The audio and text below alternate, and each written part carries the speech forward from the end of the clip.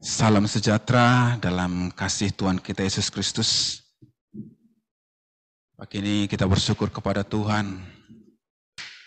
Tuhan berikan kesempatan untuk kita kembali beribadah, belajar dari firman Tuhan.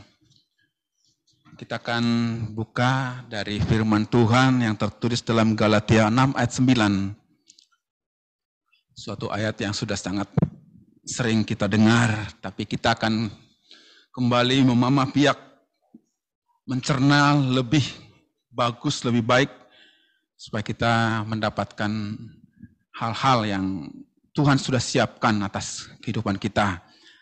Galatia 6 ayat 9. Janganlah kita jemu-jemu berbuat baik, karena apabila sudah datang waktunya, kita akan menuai jika kita tidak menjadi lemah. Amin. Janganlah kita jemu-jemu berbuat baik. Seperti yang diajarkan Tuhan lewat penggembalaan di tempat ini, kita senantiasa diajar berbuat baik. Bertekun di dalam salib 9 penderitaan mempelai. Karena itulah yang dikehendaki Tuhan. Karena apabila sudah datang waktunya, waktu yang kita tunggu-tunggu, waktu yang kita nanti-nantikan, pekerjaan terbesar sepanjang masa yang belum pernah terjadi dan tidak akan terjadi lagi, kita akan menuai. Kita akan ikut menjadi pelaksana-pelaksana keputusan Tuhan.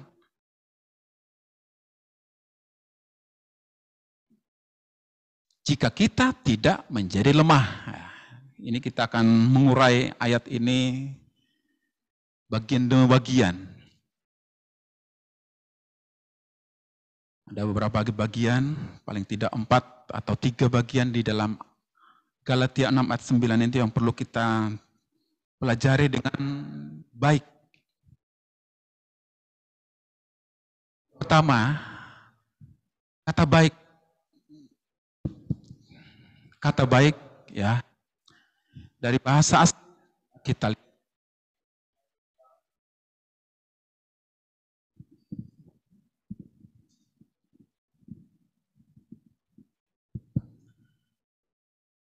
Kalos yang artinya indah. Yang kedua baik, yang ketiga berguna. 4 terhormat, yang kelima lebih baik. Dari bahasa asli Alkitab kita Perjanjian Baru, yaitu bahasa Yunani. Kalos, kata kalos ya, memiliki 5 pengertian paling tidak di situ, dan masih ada lagi turunannya lagi. Namun kita akan belajar kalos yang memiliki arti yang pertama tadi indah. Kita sering bernyanyi, kita sering memuji Tuhan, bersenandung dan lain-lain. Supaya kehidupan kita itu indah di mata Tuhan. Ya. Indah di dalam pemandangan Tuhan. Kenapa? Kalau tidak indah maka yang pasti akan menjadi sesuatu yang menjijikkan bagi Tuhan. Dalam Perjanjian Lama, Perjanjian Baru itu banyak dituliskan. Ketika Israel, dalam bahasa lainnya dikatakan Esroyun, masih muda, masih kecil, bahkan lahirnya itu tidak jelas, berdarah-darah, tidak ada yang ngurus, sama Tuhan diambil, ya indah di mata Tuhan, dibersihkan, didandani, dibuat cantik, indah dalam pemandangan Tuhan. Tapi manakala Yesroyun itu setelah besar, terkontaminasi dengan dunia saat itu, hidupnya menjadi menjijikkan bagi Tuhan. Ya. Kiranya itu dijauhkan Tuhan dari kita. Biarlah kita senantiasa menjaga apa yang Tuhan sudah taruhkan dalam hidup kita itu bisa terjaga, terpelihara. Sehingga hari demi hari, minggu demi minggu, bulan demi bulan, tahun demi tahun, hidup kita itu indah. Karena apa? Ya, Kita sudah dijadikan indah oleh Tuhan. Dengan latar belakang yang berbeda-beda. Kalau di tempat ini kita datang dari berbagai daerah. Tidak tahu kalau yang mengikuti ibadah lewat live streaming, datang dari mungkin pulau yang lain atau bahkan negara yang lain. Tetapi yang pasti, semua latar belakang kita, setelah dibasuh oleh firman Tuhan, disucikan, dikuduskan, tampillah sebagai sosok yang indah. Pertanyaannya sekarang, apakah kita masih menyadari bahwa diri kita, tubuh, jiwa, dan roh kita itu indah di dalam pemandangan Tuhan? Kadang-kadang kita terbelenggu dengan sakit penyakit, sehingga kita mengatakan, wah saya sudah tidak indah lagi. Penyakitnya banyak, ya. Mulai dari pabrik minyak, pabrik gula, pabrik apa segala macam. Ya, karena sudah punya anak, sebagai ibu-ibu merasa, oh saya sudah tidak indah. Suami saya tidak pernah lagi mengatakan kata-kata manis sama saya. Berbeda waktu pacaran. Ya, kata-kata itu indah. Seperti di dalam Kidung Agung. Mempelai pria memuji mempelai laki-laki. Mempelai laki-laki memuji mempelai prianya. Wahai engkau merpatiku indahnya, lentiknya matamu, dan seterusnya, dan seterusnya. Itu ada dalam Kidung Agung. Kalau bapak-bapak mengatakan mungkin, wah saya sudah tua sekarang. Istri saya sudah enggak pernah lagi ramah sama saya. Karena saya sakit-sakitan. Karena saya dompetnya semakin tipis. Penghasilan semakin kecil. Order semakin sulit didapat. Kalau teman-teman yang mencari ikan di Tasik Danau Galilea, ikan yang dicari namanya belut. Dijaring susah, ditangkap pakai tangan licin banget.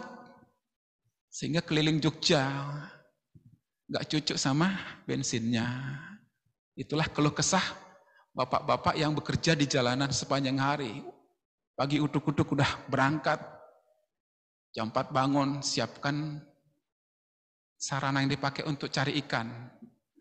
Pulang ke rumah jam 9 malam.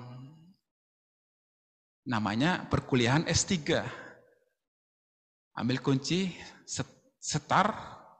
setir, setor. Namanya S3, ya kan? Yang disetor berapa? Lihat aja di HP.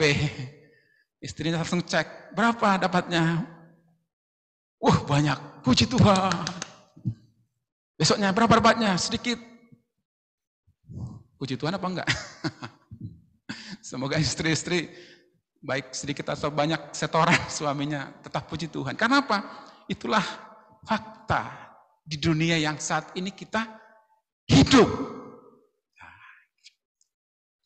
Sehingga apapun yang terjadi tetap katakan hidupku indah di mata Tuhan. Karena apa? Sudah ditebus dengan darah yang mahal.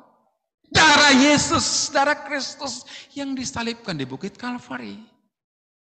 Kurang apa pengorbanan Tuhan kita Yesus Kristus? Tetapi kita terbelenggu karena sakit, pendapatan minim. Dan banyak hal yang terjadi yang kita alami. Khususnya hierarki. Kalau tadi pujian kita mengatakan, sangat enak untuk dinyanyikan. Indonesia telah dipilih oleh Tuhan. Tapi setelah lihat dapurnya, terbelenggu. Jangankan kebutuhan tertier, kebutuhan sekunder, kebutuhan primer saja nggak bisa tercukupi dengan baik. Kalau mikirkan besok, hari ini nggak bisa tidur. Karena apa? kita besok masak apa? Kan begitu ceritanya. Hierarki yang ditinggal oleh gembala 11 September 2015. Seperti ayam kecil-kecil, anak ayam, kiek-kiek ya, kecil-kecil.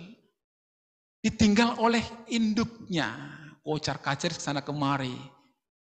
Musuh, wah mengintai sepanjang hari. Dan itu ya dan amin. Bukankah itu diajarkan jauh-jauh sebelumnya atas kita? Menjadi domba sembelihan sepanjang hari. 9 penderitaan mempelai itu kan itu. Belum selesai. COVID-19 menghajar habis-habisan. Ya kan? Tetapi tetap ingat. Hidupku indah di mata Tuhan. Amin, Bapak Ibu Saudara. Apapun yang kita derita tidak sebanding dengan pengorbanan Kristus. Ya. Apapun yang terjadi yang mendera, bahkan maut sekalipun tidak akan memisahkan kita dari kasih Kristus. Sehingga kadang-kadang saya berbicara sama istri saya. Ya. Perihal berbuat baik. Ya. Saya bilang, kita berbuat yang baik ini. Kadang ada perbedaan pendapat. Saya bilang, tidak menutup kemungkinan besok kamu jadi janda, saya bilang. Karena hidup manusia itu kan kita nggak tahu. Sebaliknya, saya nggak tahu besok saya jadi duda apa enggak. Kan gitu kan? I don't know about tomorrow. Kita tidak tahu kan hari esok. Kalau teman-teman yang kuliah S3 tadi itu, kita nggak tahu order berikutnya. Ya. Setelah closing order, ada order berikutnya. Kita kan nggak tahu. Itu fiktif atau fake atau apa. Tetapi yang pasti indah di mata Tuhan. Poin yang kedua, baik. Baik ini sesuatu yang indah, hampir sama. Sesuatu yang baik. Oh, dia berpakaiannya baik. Berarti indah menurut budaya dan lain-lain kriteria. Yang ketiga, ini penting. Poin yang ketiga, berguna.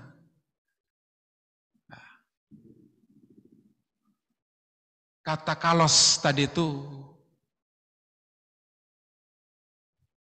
memiliki pengertian. Yang ketiga, berguna. Sudahkah kita berguna untuk Yerusalem kita? Untuk Yudea kita? Untuk Samaria kita? Dan nanti klimaksnya untuk seluruh muka bumi. Kita harus katakan, ya, saya harus berguna. Ya, saya harus berguna. Lagu sekolah minggu.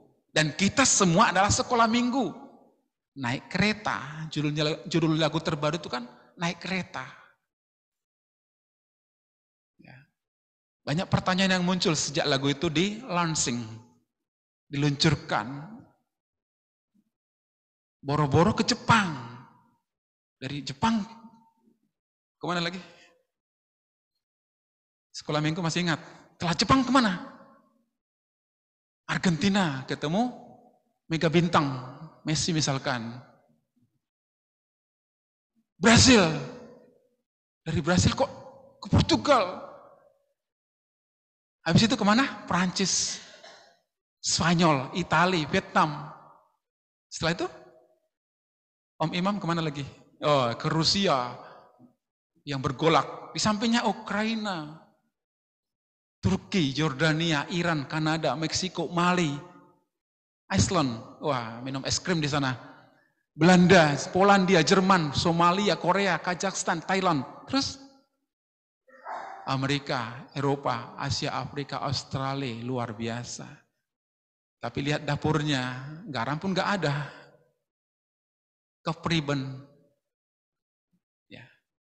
Tapi tetap katakan, afirmasikan, saya di mata Tuhan indah, baik, berguna. Nanti kita akan berguna untuk semua itu yang tertulis di situ. Ketika Rasul Petrus menyangkal Tuhan, apa yang terjadi? Bayangkanlah kalau kita menyangkal Tuhan. Mbak, Mas, kenal nggak Romo? Romo Paulus Tribrata. Oh, enggak kenal. Nah, padahal itu gurunya. Seperti kondisinya Petrus saat itu. Tapi apa yang terjadi? Setelah Roh Kudus dicurahkan, sesuatu yang mustahil menjadi tidak mustahil. Ya. Lihat rumah pengerja full timer atau jemaat yang masih setia beribadah di Cokro Aminoto 164 Yogyakarta. Bandingkan dengan artis yang punya garasi, mobilnya bertumpuk-tumpuk. Kalau dijual nilainya bisa mungkin ratusan miliar. Tidak ada apa-apanya. Tapi tetap kita mengatakan, oh, kalos itu indah, baik, berguna. Kenapa berguna? Karena Tuhan sudah menetapkan. Sehingga nanti salah satu dari hierarki lewat, bayangannya kena sama orang yang sakit, lumpuh. Tidak mustahil orang lumpuh berjalan, sehat, normal, sempurna. Dan masih banyak. Minggu yang lalu kita telah diajar firman Tuhan. Semua orang yang buruk keadaannya dibawa. Dan mereka ditolong Tuhan lewat pelayanan hamba-hamba Tuhan. Yang sudah ditetapkan oleh Tuhan. Poin yang keempat. Pengertian kalos, terhormat. Luar biasa. Sekarang siapa yang mau menghormati kita? Siapa yang menghormati, yang mau menghormati orang yang mimpinya besar? Seperti Yusuf saat itu. Wah, saya bermimpi. Kita di ladang. Ada 11 gandum, tumpukan gandum. Sujud kepada berkas gandum saya. Saudara-saudara yang 11 marah besar. Ya, marah besar. Yusuf ini bocah ingusan. Mimpinya anak-anak buai. Mimpi apa itu? Tidak cukup sekali. Mimpi lagi. Dia ngomong sama saudara-saudaranya, ada di situ ayahnya. Saya bermimpi, 11 bintang, bulan dan matahari, sujud kepada saya. Sujud menyembah di kaki saya. Wah, semakin marah. Sampai-sampai ayahnya menegur dan mengatakan, mimpi apa mimpimu itu, nak? Namun demikian, Yakub menyimpannya dalam hatinya. Itu yang perlu kita teladani. Manakala ada hal-hal seperti itu, kita simpan dalam hati. Seperti hanya ibu atau Bunda Maria. Malaikat berkata kepada dia tentang sesuatu yang sangat luar biasa. Yesus ini sangat mempermalukan dia. Maria menyimpan perkataan itu dalam hatinya. Dari situ kita dilatih, diajar untuk pintar-pintar menyimpan sesuatu dalam hati. Sehingga dalam Yakobus pasal 1 ayat 19 dikatakan, hendaklah kamu cepat mendengar, lambat untuk berkata-kata, dan lambat juga untuk marah.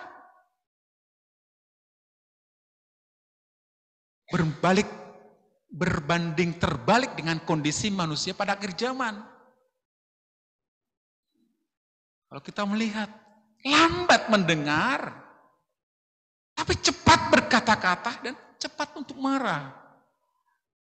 Kiranya juga kondisi itu dijauhkan dari hierarki. Kaum sisa, kalau Pak Agus Eko menyampaikan firman Tuhan, ada bahasa yang cukup, kata-kata yang cukup tertancap di hati tentunya, mengatakan kaum sisa. Namanya sisa-sisa ya, kayak kalau dulu zaman LPBKW itu remuan. Kan ada gorengan, balok, pisang goreng, tempe goreng, tahu goreng, itu dijual. Remuannya itu kan nggak dijual. Kalau saat itu, satu gorengan itu 100 rupiah satu saat itu. Kita belilah misalkan 10 dapat 10.000, 1.000 dapat 10. Terus kita dibonusi, kan 10 itu kan sedikit ya, 10. Namanya gorengan, seperti di depan itu Mbak Christine, Mbak Ruti itu jualan gorengan kan, jualan, dititipkan di situ. Ya dapat, kalau dapat 1.000 ya dapat 10. Terus kasih bonus remuannya satu kresek besar. Karena itu nggak dijual, namanya remuan sisa-sisa. Penjual juga menahan-nahan itu kan ngebak gon, memenuhi tempat, sehingga kita dibonusin. Mas bawa ini, remuan besar banyak banget, senang. Nah, karena udah tahu nanti akan dibonus remuan, kita mintalah sama bagian konsumsi sayur sisa, dibawalah ke asrama, dicampurlah sayur sisa dengan remuan, dimakan bersama-sama. Waduh, nikmatnya luar biasa. Karena apa? Saat itu namanya mahasiswa. Mas Boyo mungkin masih ingat itu. Yang sekarang sudah tidak mengenal remuan. Setiap posting mesti, bukan remuan. Yang diposting itu makanan yang enak-enak.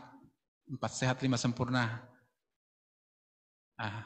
Kopinya juga kopi yang mahal ya.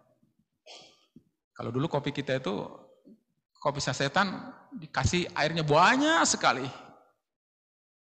Ditambahi gula, sehingga rasanya rasa apa ini? Ini kopi apa ini? Ya udahlah, syukuri. Ya memang kita sehat sampai sekarang, ya kan? Angkatan 3, angkatan 2 itu angkatan yang sehat-sehat. Karena apa? Suka makan remuan barangkali. Yang poin berikutnya di sini katakan, perlu kita yakini dengan sungguh-sungguh. Yang keempat itu terhormat. Nanti duduknya di tempat terhormat. Karena apa? Karena Tuhan. Nanti bayangkan naik pesawat termahal di dunia, di VIP. Terhormat. Turun di bandara, didudukkan di transit. Tulisannya VVIP. Waduh. Tapi sekarang di mana kita duduknya? Tempat yang paling belakang. Enggak apa-apa. Poin yang kelima di sini katakan, ini yang perlu kita pelajari baik-baik. Lebih baik. Arti dari kalos itu lebih baik. Kemarin lebih baik dari kemarinnya. Sekarang lebih baik dari kemarin. Besok lebih baik dari hari ini. Sehingga kalau pas bangun pagi, misalkan jam 4, syukur kita lebih baik dari yang kemarin. Ya. Kualitas syukur kita kepada Tuhan lebih baik. Lihat langit, ada awan. Katakan, itu punya Bapakku. Benar gak itu? Benar. Awan itu punya Bapak kita di surga kan? Angin semilir, sepoi-sepoi segar banget. Angin punya Bapakku. Terima kasih Tuhan. Betapa segarnya saat udara kita hirup masuk di paru-paru. Kita bersyukur, tubuh saya sehat. Tubuh saya bugar. Oleh karena udara yang segar punya Bapakku. Kita jalan sedikit, mandi misalkan, ini air anugerah Bapakku. Dan segala macam. Sehingga satu hari itu enggak bersungut-sungut aja kerjanya. Ya kan? Kalau dulu, mungkin puluhan tahun yang lalu, saya punya cerita, mungkin 40 tahun yang lalu mungkin ya, kurang lebih. Saya punya tetangga, kami sama-sama bangun jam 4. Ya. Kalau saya belajar langsung sujud sama Tuhan, bersyukur, terima kasih. Tetangga saya itu apa? Bangun! Hai! Bangun enaknya. Itu 40 tahun yang lalu. Di sini nggak ada itu, ya kan? Karena kita lagi ibadah. Betapa indahnya kalau itu dibuat lebih baik. Ya. Anak itu kan kepunyaan Tuhan. Serahkan sama Tuhan, biar Tuhan yang bangunkan. Kenapa? Orang itu udah capek bangunkan. Nggak mempan lagi. Itu poin yang kelima, lebih baik, ya kan? Dari 5 poin ini, maka kita bisa menarik 1 kesimpulan. Ya. Untuk nanti kita mampu masuk di dalam poin berikutnya, di dalam Galatia 6 ayat 9 tadi. Galatia 6 ayat 9. Setelah kita tidak jemu-jemu berbuat baik, kita akan menuai. Sekarang sepertinya apa yang kita tabur itu belum siap tuai. Belum ada yang bisa dituai. Ya. Sehingga kalau kita berpapasan dengan hierarki, yang namanya hierarki, antara ceria dan murung, itu kita bisa persentasinya berapa? Mungkin 50-50 kah? Atau cerianya 70, murungnya 30? Atau murungnya 70, cerinya 30? Ini harus diperbaiki lebih baik lagi. Tidak ada yang sempurna. Dan kita tahu firman Tuhan itu pedang bermata 2. Sebelum Ibu Gembala menyampaikan kepada jemaat kita sebagai anak-anak rohani, Ibu Gembala sudah kena dulu. Kenapa? Pedang itu bermata 2. Bukan seperti pedangnya pengadilan di dunia. Alkitab mengatakan di pengadilan tidak ada keadilan. Karena apa? Mereka punya pedang ke atas tumpul, ke bawah tajam banget. Tapi itu sepertinya harus diganti nama itu, bukan pedang. Tetapi parang, kan begitu kan? Parang di Jawa, di Sumatera, dan di tempat-tempat lain saya lihat begitu, parang itu ke atas tumpul. Untuk meminimalisir korban. Karena kalau nanti kena kita kan luka, kan kira-kira begitu ya. Sehingga kita yang saat ini belum memiliki tuaian, harus tetap berpegang kepada 5 poin yang tadi. Udah apapun yang terjadi, kita tuh indah di mata Tuhan. Orang mengatakan, kamu jelek. Kamu dapat apa di Jogja? Udah 32 tahun, 31 tahun, atau 30 berapa tahun misalkan.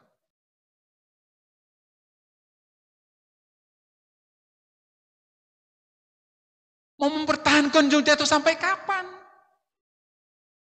Sampai mati? Jangan hiraukan. Anjing menggonggong, hierarki tetap fokus menyembah.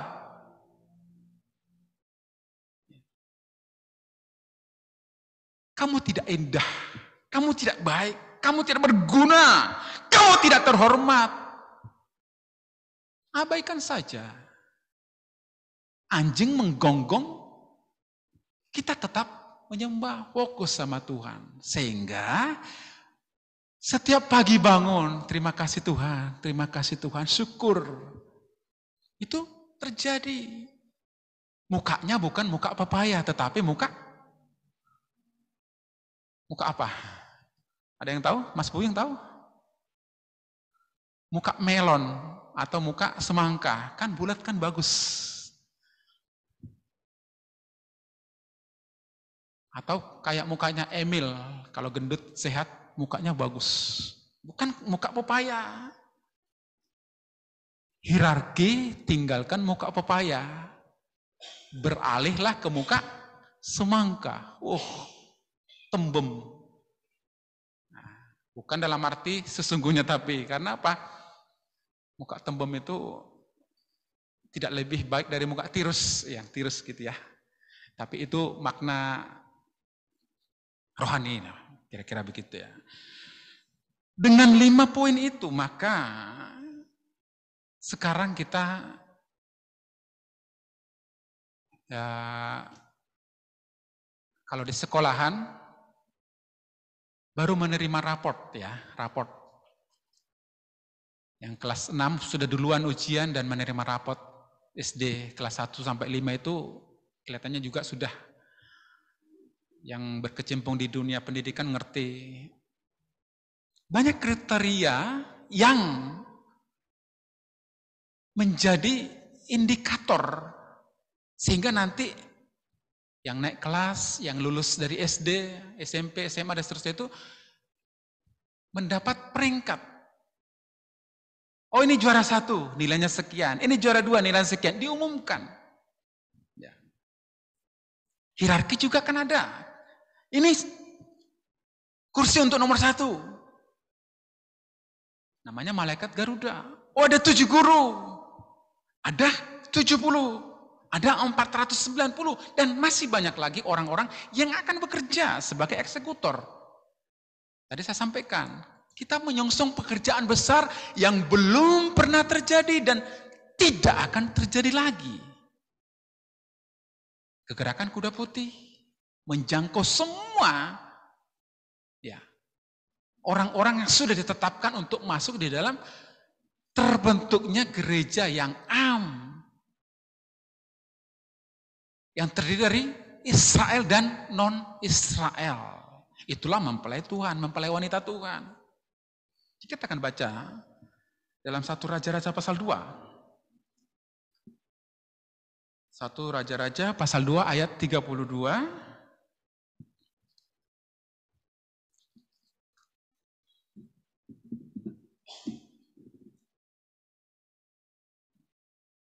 Dan Tuhan akan menanggungkan darahnya kepadanya sendiri, karena ia telah membunuh 2 orang yang lebih benar dan lebih baik daripadanya. Terus? Ia membunuh mereka dengan pedang, dengan tidak diketahui ayahku Daud, yaitu Abner bin Ner, panglima Israel, dan Amasa bin Yeter, panglima Yehuda. Ceritanya, setelah Raja Salomo dilantik, pada masa tua Daud, ada peristiwa yang terjadi di mana panglima Israel, kerajaan Israel maksudnya, ya, atau kurang lebih seperti itu, dan panglima Yehuda terbunuh. Tentu ini kalau sekarang akan menjadi viral. Kalau kita baca dari ayat 29 sampai 34 lebih lengkap, tapi kita tentunya sudah tidak asing dengan cerita itu. Siapa yang membunuh? Namanya Yoab. Yoab ini orang yang tidak istilahnya tidak asing lagi di kerajaan pada waktu Daud memerintah. Dengan keberanian, dengan ketangkasan, dengan kepahlawanan, dengan segala macam hal-hal yang dikaruniakan Tuhan atas dia. Namanya Yoab. Masih kerabatnya Daud.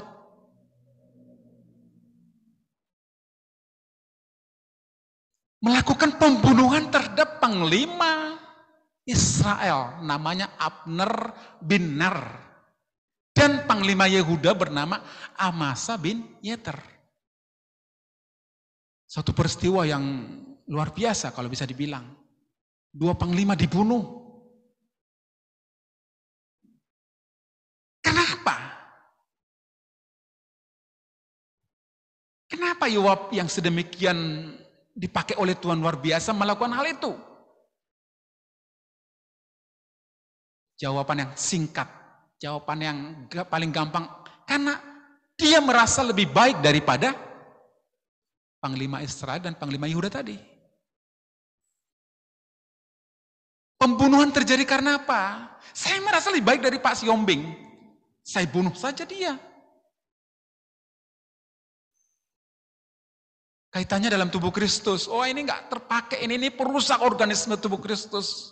Ini perusak organisasi. Bunuh saja dia. Ya. Kenapa Kain membunuh Habel? Kain merasa, oh saya lebih sulung, saya paling tua. Kok persembahan yang diterima? Nah, dia tidak puas, dia merasa lebih baik, dia merasa lebih benar, dibunuhlah Habel. Pembunuhan itu kan begitu banyak-banyak. Entah itu pembunuhan fisik, pembunuhan karakter, dan lain sebagainya.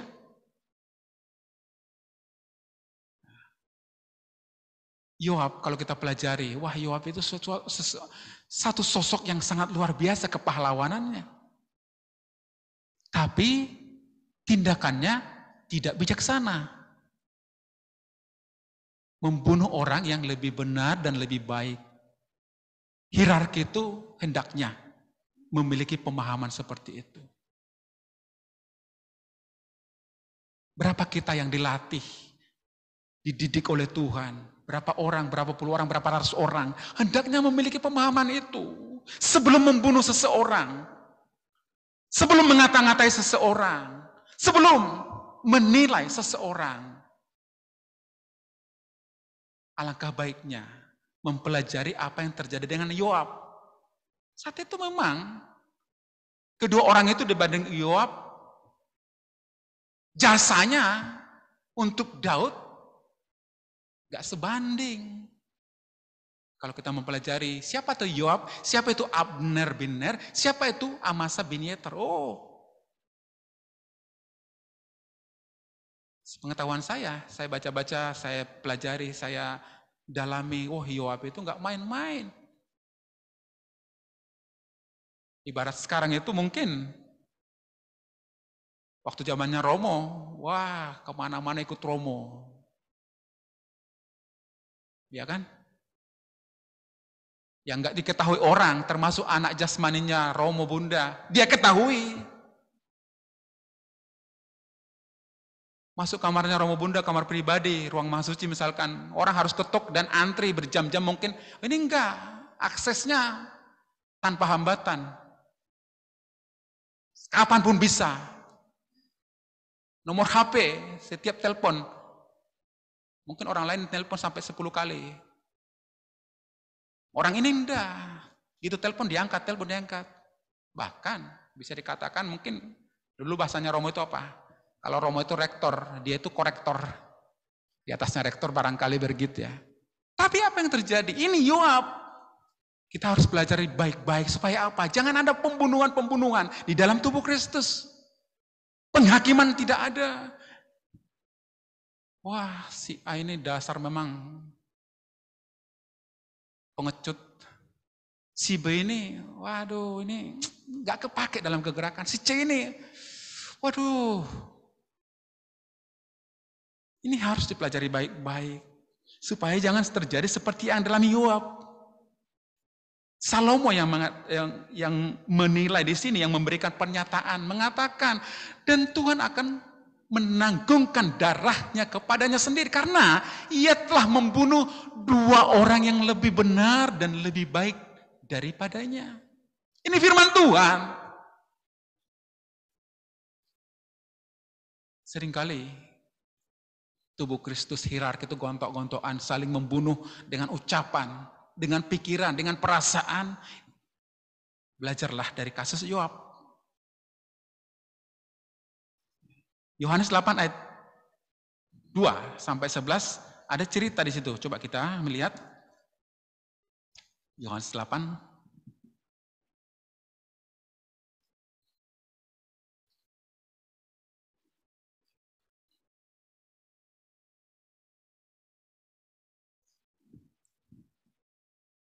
Kita akan baca satu ayat saja. Di sini.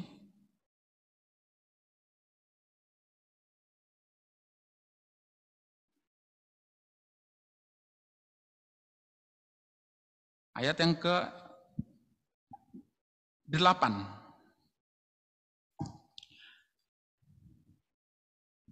Yohanes 8 ayat 8. Lalu ia membungkuk pula dan menulis di tanah. Ini.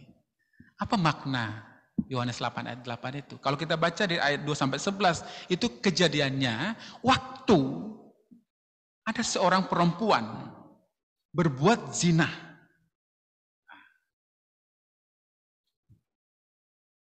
Kedapatan berbuat zina. Siapa yang menemukan? Siapa yang mendapatkan peristiwa itu? Ahli-ahli Taurat dan orang-orang Farisi. Dibawalah perempuan itu kepada Yesus. Berkata, Rabi, perempuan ini tertangkap basah ketika ia sedang berbuat zina. Musa dalam hukum Taurat memerintahkan kita untuk melampari perempuan-perempuan yang demikian. Itu memang hukum Musa. Di mana orang Israel sangat mengagungkan hukum Musa.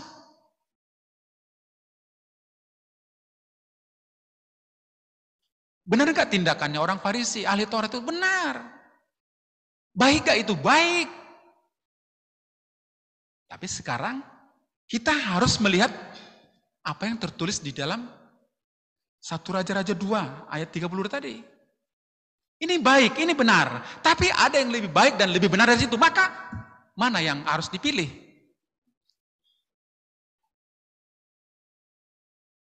Orang Batak punya falsafah.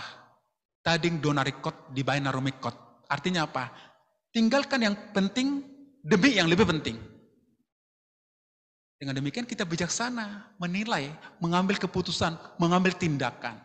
Saya katakan tadi, firman Tuhan mengatakan, itu hukum Musa. Harusnya kan Tuhan Yesus mengatakan, lempari saja. Apa yang terjadi? Perempuan itu akan mati di rajam batu. Tapi bukan demikian. Lalu Yesus membungkuk di tanah dan menulis. Apa yang ditulis? Hikmat marifat kita akan melihat itu. Tanah itu apa sih? Alat tulis itu apa sih? Nah, itu kita gak jelaskan saat ini. Tapi yang pasti, di sini dikatakan, sampai 2 kali Yesus membungkuk dan menulis di tanah. Itu artinya, mari kita belajar dari yang terjadi atas Iwab. Saya katakan sekali lagi, apa yang dikatakan orang Farisi ahli Taurat? Benar, itu hukum Musa. Sekarang, dalam keseharian kita, hierarki ini salah. Memang salah. Itu ada hukumnya. Dalam kepolisian ada istilah kebijakan. Melanggar lampu merah, tilang. Naik sepeda motor tanpa helm, tilang. Mengendarai lewat marka yang sudah dilarang, tilang. Tetapi di samping kebijakan ada kebijaksanaan. Saya mendengar itu dulu waktu seorang perwira polisi bertemu dengan Romo. Berbicara seperti itu. Itulah yang diterapkan. Sehingga suatu saat IRT pickup ditilang di Sentolo karena melanggar marka.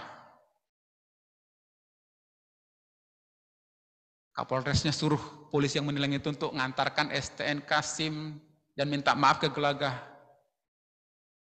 Maaf Romo, ini tadi saya tilang karena anak buahnya Romo melanggar.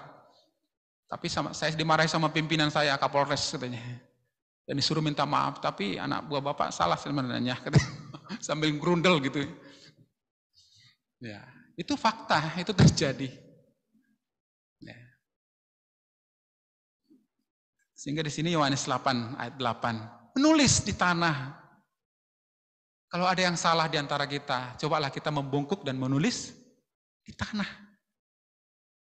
Itu nanti akan terjadi yang lebih baik dari apa yang kita pikirkan.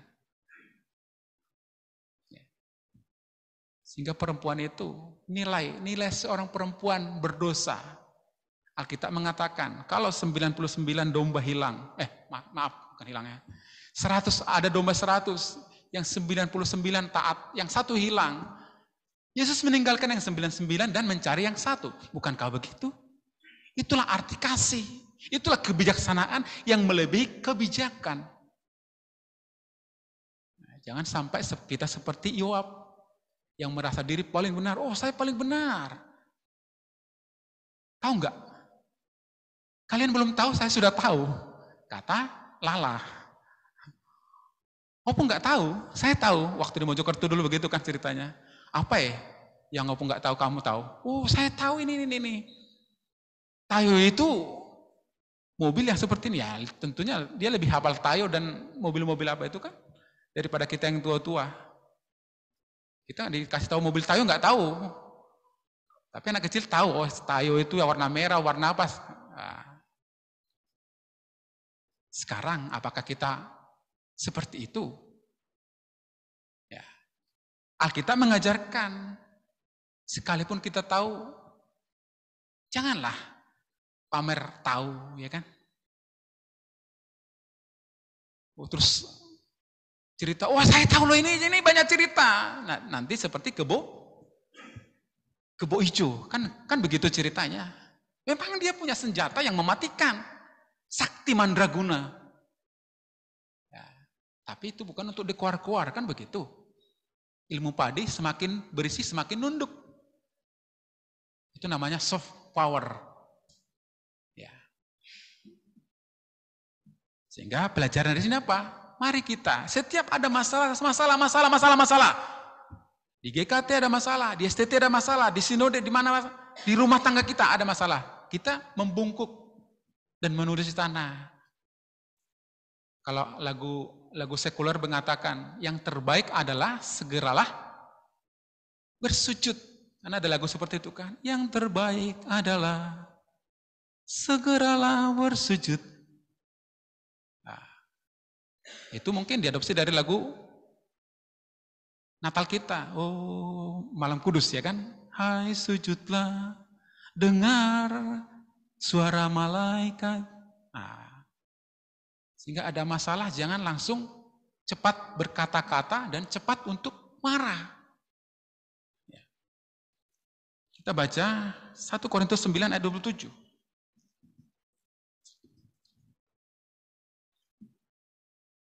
Rasul Paulus mengajarkan demikian. 1 Korintus 9 ayat 27. Tetapi aku melatih tubuhku dan menguasainya seluruhnya, supaya sesudah memberitakan Injil kepada orang lain, jangan aku sendiri ditolak. Di sini. Yoab merasa, wah saya lebih benar dari mereka. Panglima ini layak untuk mati. Karena apa? Jasanya belum sebanyak jasa saya. Pengetahuannya, pemahamannya, hikmatnya, akal budinya belum. Ini salah ini. Dibunuh Panglima Israel dan Panglima Yehuda. Tetapi firman Tuhan mengatakan, kamu telah membunuh orang yang lebih benar dan lebih baik dari kamu. Itu saat pengadilan Tuhan dinyatakan. Sebelum kita sampai ke titik itu, hendaklah banyak membungkuk seperti yang tadi itu. Dan menulis di tanah. Tanah itu kan daging kita. Dan itu pelajaran lama. Di sini katakan, tetapi aku melatih tubuhku dan menguasainya seluruhnya. 2 minggu yang lalu di FGA ada pelajaran yang sangat berharga. Yang saya ambil sebagai poin-poin, saya catat dalam hati. Di situ ada manusia.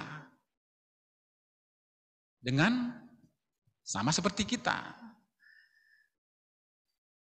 Mungkin belum menjadi, masih bisa dipertentangkan ya. Kalau manusia itu tidak semuanya memiliki 5 lubang. Namanya apa? Babahan, Hawa, Songo. Coba Mas Imam ditampilkan tulisannya kira-kira seperti ini. Ini kalau orang Jogja yang pernah tinggal di Jogja, ya apalagi yang lahir di Jogja, nggak ngerti nih kebangetan itu. Ya, manusia itu rata-rata, tetapi memang bisa diperdebatkan karena apa? Ada manusia lahir tanpa dubur, sehingga bukan songo, tetapi wolu. Kan begitu. Tetapi idealnya, normalnya itu memang manusia itu diberikan 9 lubang. 7 di kepala, 2 di badan, di tubuh. 2 minggu yang lalu, FGA, kita belajar di FGA. Ada manusia, makhluk-makhluk lain, tetapi ada yang mengatakan, wah, ada makhluk itu, saya nggak punya lubang, katanya. Dia teriaknya begitu. Oh, iya ya. Kenapa manusia tidak seperti itu? Nah, coba kalau kita tanya sama Tuhan, Tuhan, kenapa saya nggak seperti yang FGA 2 minggu yang lalu, tanpa lubang? Ya, sehingga nggak perlu bersusah payah menjaga 2 mata supaya suci, menjaga 2 telinga supaya nggak mendengar hinaan orang sehingga kita down, ya kan? Saat kita mendengarkan kita dihina, wah itu menjadikan down. Apa katanya? Kata-kata yang didengar itu, wah full timer kere. Kok full timer jadi full timer kok miskin sih? Wah sakit hati orang yang mendengar itu. Dia mengatakan, sakit hatiku manakala dikatakan begitu. Saya katakan, Mbak, gak usah sakit hati. Rugi sakit hati kalau kita sakit hati manakala dibilang kere. Terus dikatakan lagi, udah miskin. Slogannya apa? GPA sakti. GPA sugih. Sugih opone. Sugih utangnya. Berutang di mana-mana. Di warung sana utang, di warung sana utang. Warung timur, warung barat, warung utara, warung selatan, tenggara, barat daya, barat laut punya utang. Itu namanya sugih. Saya masih ingat sampai sekarang saya masih punya utang waktu ujian negara S2. Udah berapa belas tahun yang lalu, 15 juta. Saya bilang, Dek, pinjam uangnya 15 juta. Oh ya Bang, gak apa-apa. Kalau untuk ujian negara, siap, ada. Saya transfer detik ini juga. Terus saya bilang, tapi pembayarannya, kalau nggak akhir bulan, akhir tahun. Kalau nggak akhir tahun, akhir zaman. Sampai sekarang nggak terbayar. Karena apa? Saya merasa ini belum akhir zaman. Ini udah akhir zaman belum ya? Kalau ini akhir zaman, saya harus bayar utang. 15 juta, saya baru bayar 1,5 juta itu. Berarti 13,5 juta lagi, gak apa-apa. Ya. Kembali kepada ini, melatih tubuh. Ya. Tubuh kita itu terdiri dari 9. Saya katakan tadi, kalau orang yang pernah di Jogja, atau orang Jogja, atau orang yang lahir di Jogja gak ngerti nih kebangetan. Ya. Inilah yang perlu kita jaga. Ya. Bagaimana kita melihat ke-9 lubang ini sudah menyusahkan Tuhan tentunya. Kita yang sering di jalan raya melihat mahasiswa-mahasiswa, anak-anak SMA seragam putih abu-abu, bahkan anak-anak SMP seragamnya putih, bawahannya biru tua, anak SMP kan. Naik sepeda motor, wang, gak pakai helm, bawa apa itu, rantai, taburan, bawa senjata tajam, bawa pedang.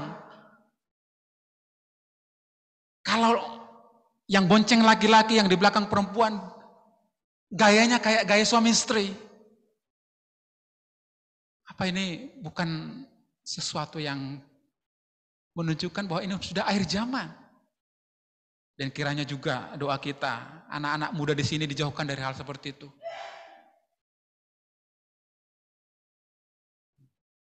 Kenapa? Ada istilah njogo babahan hawa songo. Aku melatih tubuhku seluruhnya. Termasuk 9 lubang tadi.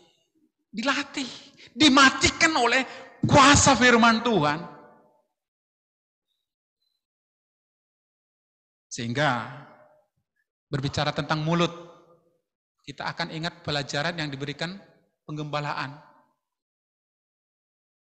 Kita sering mengatakan sama little anak sekolah minggu, adik-adik, jangan lupa ya, minggu ini puasa 2 kali.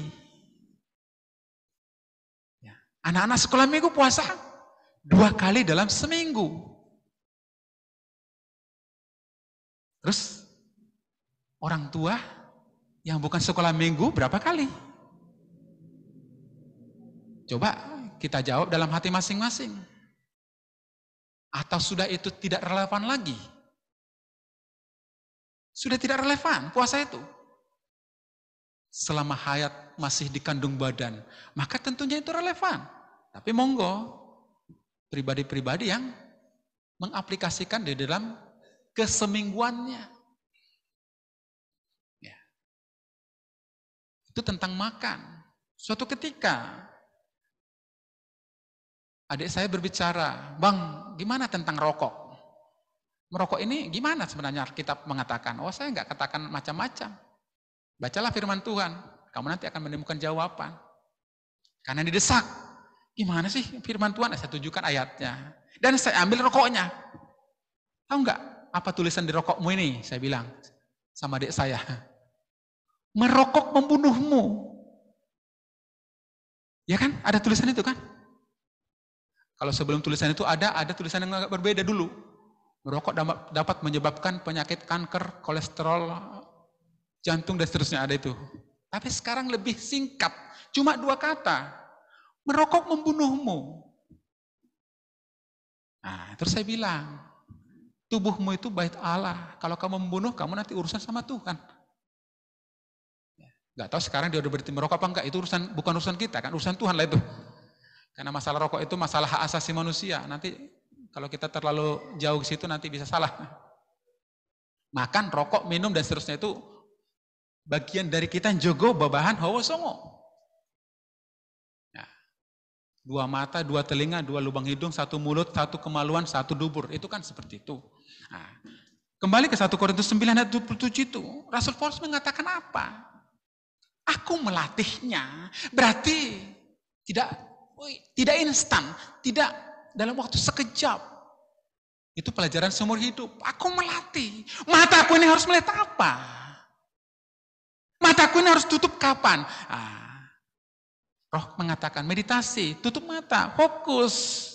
Padahal kita baru mendengarkan suara-suara yang mempermalukan kita, membentak-bentak kita, mungkin menjelek-jelekkan kita. Cepat mendengar, lambat berkata-kata, lambat marah. Tutup mata, fokus meditasi. Luar biasa kan? Ilmu yang diberikan Tuhan lewat penggembalaan itu sebenarnya. Karena kalau tidak, ada sanksinya. Apa sanksinya? Ditolak. Di-reject. Di Jepang di-reject. Di Argentina di-reject. Terus kemana dong kalau begitu? Itu lagu terbaru yang seyogianya kita cermati dengan baik-baik. Naik kereta, oh saya bayangkan naik kereta ke Jepang. Hai! Wah, ketemu ya kan orang Jepang. Hai! Argentina ketemu. Argentina itu peringkat 1 sepak bola dunia. Wah tuh enak kan? Nah, sekarang lagi besok sore mau tanding. Om Yuda udah hafal itu kan? Mas Yuda udah siapkan tiketnya.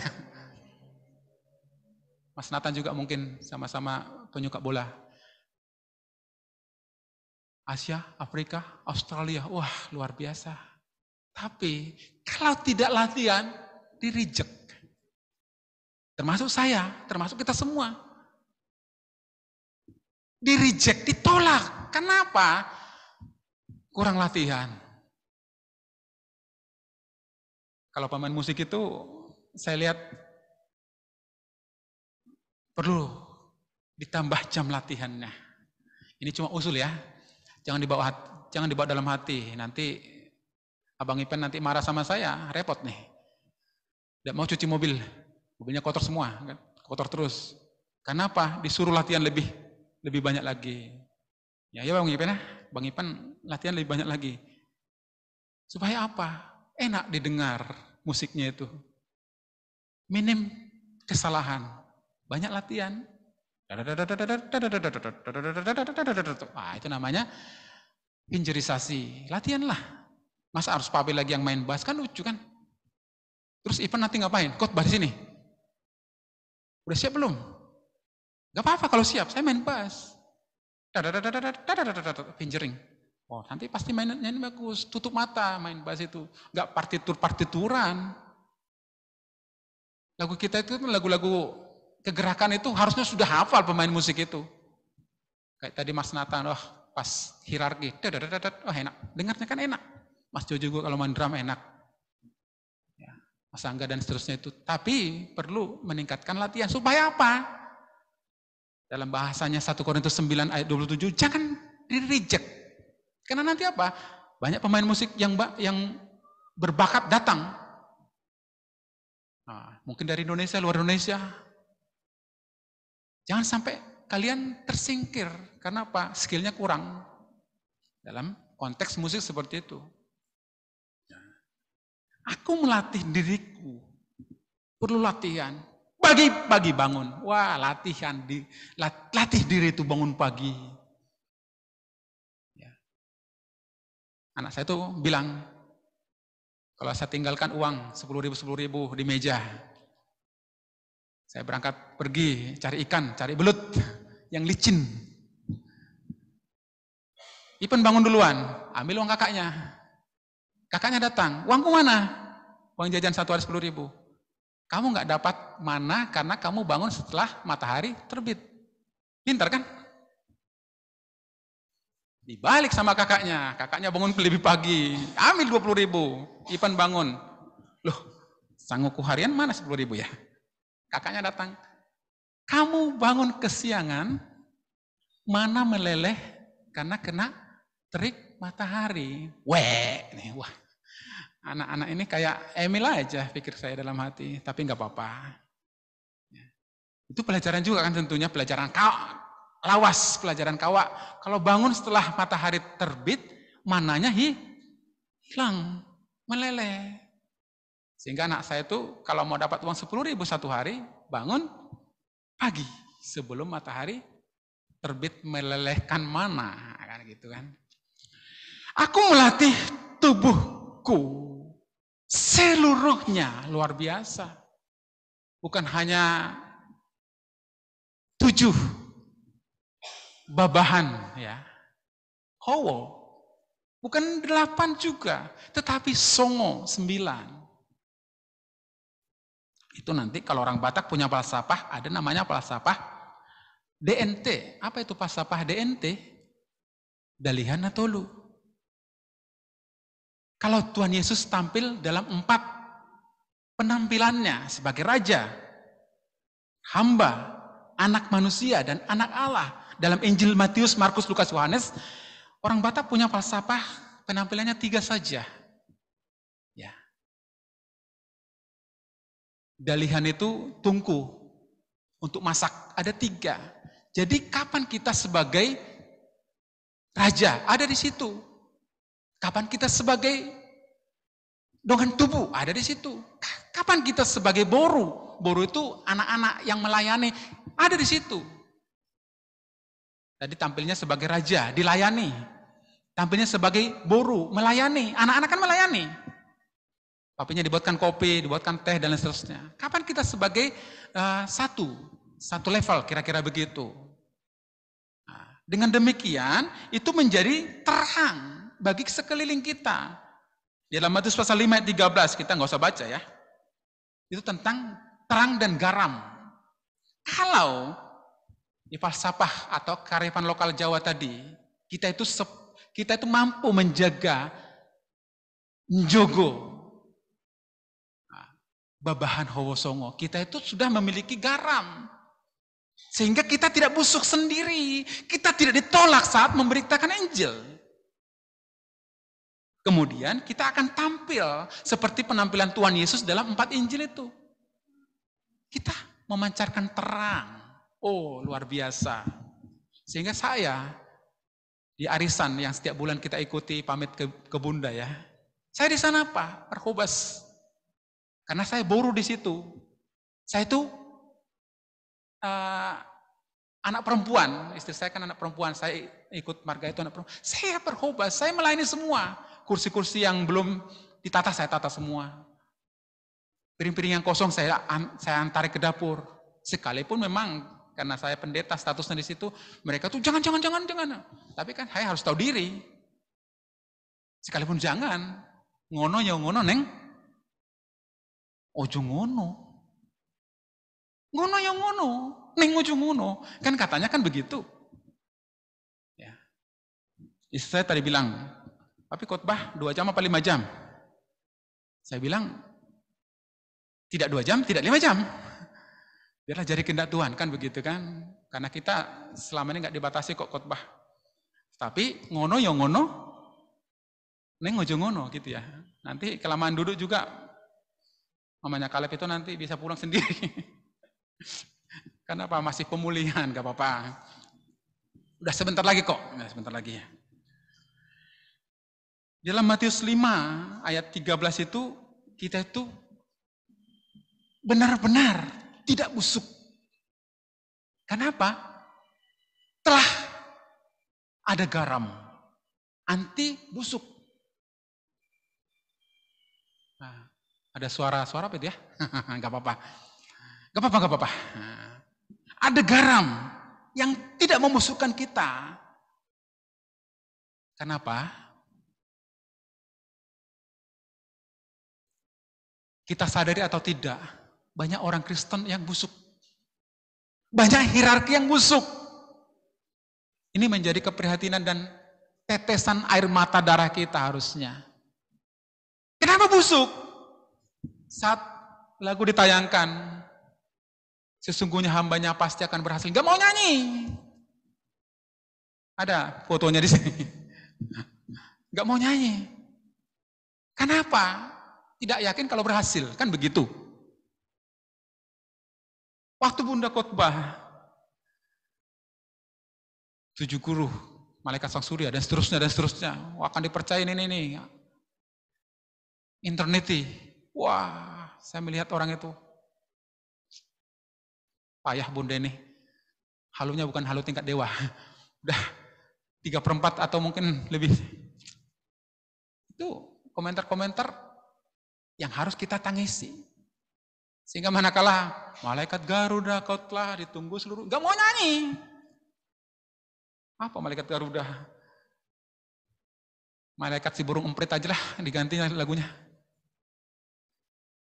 Seperti saya suatu ketika menjual mobil kuda. Apa kata orang? Katanya mau ke gerakan kuda putih, kok kudanya dijual? Sehingga diganti menjadi kegerakan bukan kuda putih, kegerakan sigra putih. Dan itu sudah ke Bogor, sudah ke Bali dan lain-lain, puji Tuhan ya kan. Setelah ada garam, kita tidak busuk lagi. Penampilan Tuhan Yesus dalam 4 penampilan, dalam Falsafah Batak 3, oh itu menjadi terang. Sekarang belum. Sekarang masih dihina, dihindari orang. Kenapa? Utangnya belum selesai-selesai.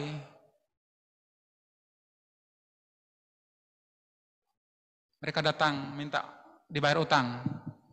Belum bisa bayar. Apa katanya? Ya gimana mau bayar utang? Rumahnya aja nempel di tembok orang. Rasanya sakit banget. Saya pulang ke kamar nangis. Jauh-jauh datang dari Sumatera, dari Kalimantan, Sulawesi, Papua, dididik di tempat di sini, dipermalukan habis-habisan. Saya nangis benar saat itu. Kenapa? Mereka minta kita bayar utang, kita nggak bisa. Dia katakan, nah gimana mau bayar utang? Rumahnya aja nempel di tembok orang, terus dia pergi. Aduh, rasanya. Sehingga saya pikir dalam Tuhan, kalau utang ini selesai, saya akan sujud syukur. Sujud syukurnya apa? Enggak tahu juga nantilah.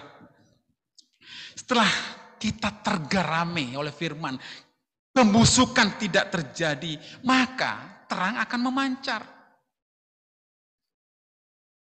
Matius 18 ayat 3 kita baca sebagai ayat terakhir.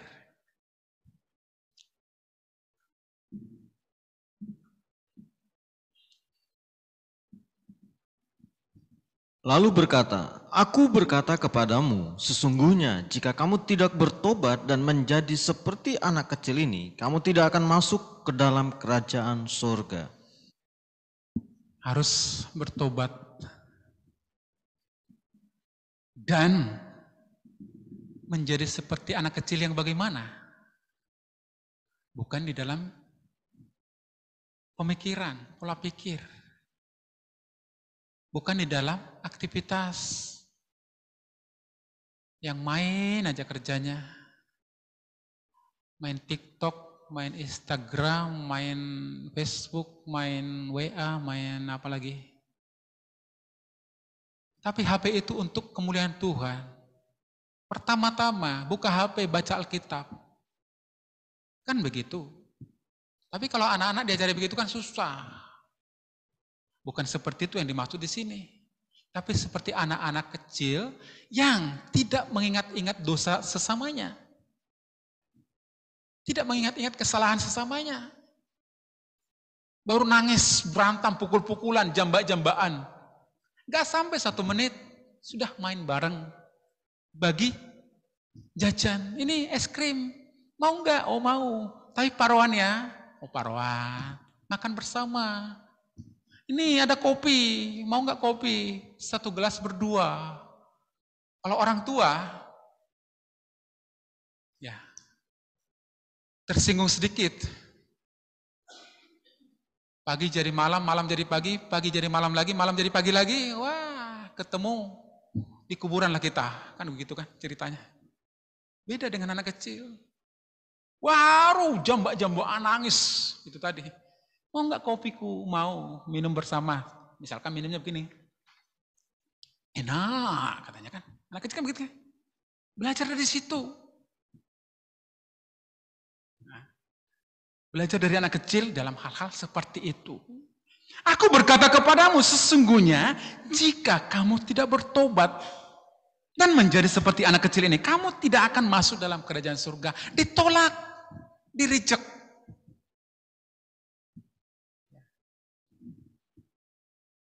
Tetapi kalau bertobat, wah diterima di kerajaan surga. Diterima di Jepang, diterima di Argentina, diterima di Brazil. Wah. Mana lagi tadi? Setelah Brazil itu kemana kalian? Kemana kita? Oh Portugal, Prancis, Spanyol, Italia, sampai semuanya. Jangan mentertawakan lagu ini ya. Kita nggak boleh mentertawakan lagu ini. Mengkomen yang nggak pas. Karena apa? Nanti urusannya ke atas. Nah, urusannya ke atas. Repot nanti kalau sampai salah. Karena apa? Yoab tadi itu seperti itu. Merasa diri lebih benar, lebih baik dari 2 panglima itu. Kiranya Roh Kudus mengurapi kita semua. Sehingga kita mendapatkan berkat dari peribadatan pagi hingga siang hari. Karena kalau tidak ada pengurapan, kita akan pulang dengan hampa, bahkan dengan sungutan, bahkan dengan problem yang bertumpuk-tumpuk. Bukan menyelesaikan masalah, tetapi menambah masalah. Kita akan naikkan pujian. Kita persiapkan diri untuk masuk dalam perjamuan kudus.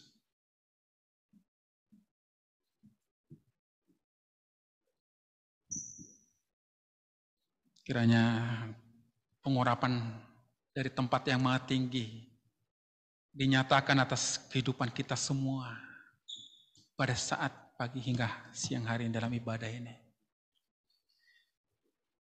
Kita katakan sesungguhnya hambanya pasti akan berhasil. Dia ditinggikan, dimuliakan,